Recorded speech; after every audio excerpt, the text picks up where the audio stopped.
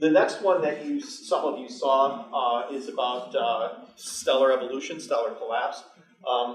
What happens to very, very massive stars. The idea here is to get across several key points. The first being that our sun is a star, which many young kids don't appreciate. Then the fact that stars have a finite amount of fuel in them. They last for a long time. Our sun has gone for 5 billion years. It'll go for another 5 billion years-ish. But there is a finite amount of fuel, and something happens when they run out of fuel.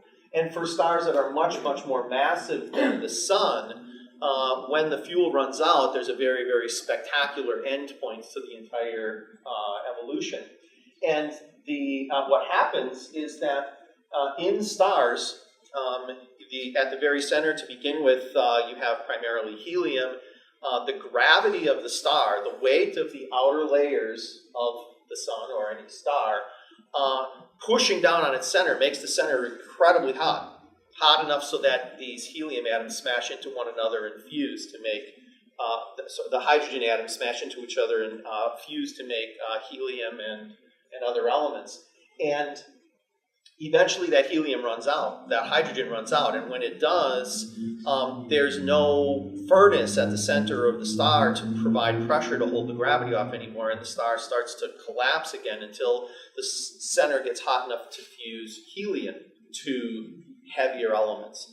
For massive enough stars, that process just keeps going on. You keep depleting the fuel at the center, collapsing more, making the center really, really hot and dense, and making heavier elements all the way up to the point where the center of the star is pure iron gas. And beyond that point, when you fuse iron together, you don't get energy out of it, and so it can't support itself, and the whole star collapses very, very, very quickly. And when it collapses quickly, let's see if I can make this work. I've done it twice today. Once it was beautiful, once it just went random. But imagine this being the top layers of a star, collapsing down because gravity is pulling towards the center of the star, and there's no pressure pushing back because the furnace at the center of the star has gone out. So it's going to free fall down towards the center.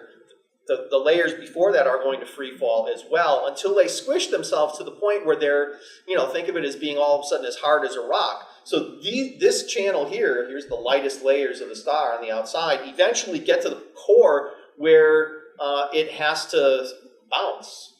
What happens is this.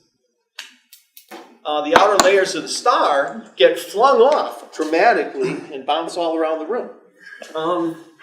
In what's called a supernova explosion.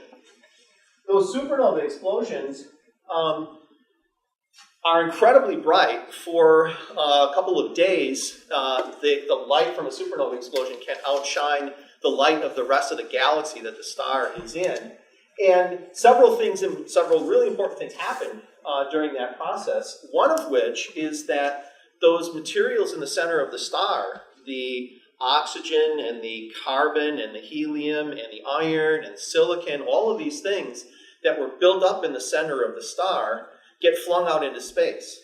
And this is crucial because in the early universe, the universe consisted mostly of hydrogen and helium, and that's boring.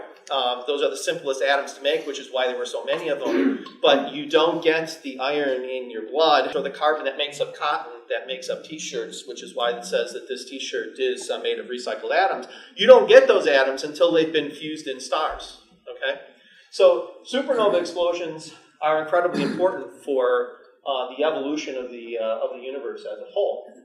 And this goes on to explain that with telescopes, we can actually see these explosions happen, and we see the aftermath of them, the big explosions sweeping up material out into space. And it gives a couple of examples of explosions that have happened recently enough that they're in the historical records.